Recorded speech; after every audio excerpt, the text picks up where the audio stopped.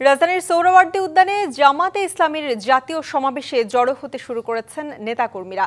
গত রাত থেকেই দেশের বিভিন্ন প্রান্ত থেকে আসছেন নেতাকর্মীরা। দুপুরে শুরু হবে মূল আনুষ্ঠানিকতা। এ বিষয়ে আরো বিস্তারিত জানাতে আমাদের সাথে যুক্ত হচ্ছেন আমাদের সহকর্মী আনোয়ার হোসেন। আনোয়ার, ইতোমধ্যেই তো কানায় কানায় পূর্ণ হয়ে গেছে সোহরাওয়ার্দী উদ্যান। কেমন দেখছেন আয়োজন, কি বলছেন নেতাকর্মীরা?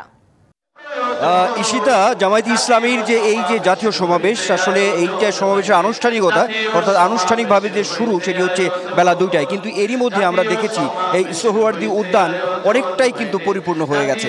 অর্থাৎ যেটি আপনি খবরেই বলছিলেন যে এই যে দেশের বিভিন্ন প্রান্ত থেকে যারা নেতাকর্মী আছেন, সমর্থক আছেন জামায়াতে ইসলামীর, তারা কিন্তু রাত থেকে আসা শুরু করেছেন এবং সকাল ভোর থেকেই কিন্তু এই সোহরাওয়ার্দী উদ্যানে জমায়েত হতে শুরু করেন। তো সব মিলিয়ে আসলে এখানে যারা সমাগম ঘটছে, আরও সমাগম ঘটবে।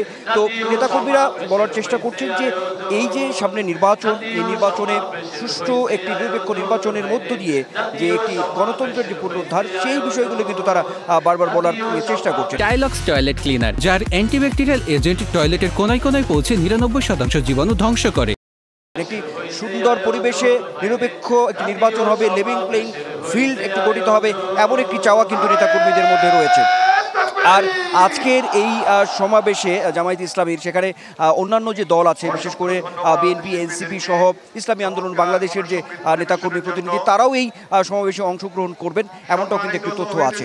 এবং বড় আকারে যে বিষয়টি আসলে আলোচনায় আজকে থাকবে সেটি হচ্ছে যে এই জামায়াতে ইসলামী আগে থেকেই বলে আসছে যে পিআর পদ্ধতিতে যে নির্বাচন অর্থাৎ সংখ্যানুপাতিক ভোটের যে ব্যবস্থা, সেই ব্যবস্থার একটি দাবি এই সমাবেশ থেকে উঠবে।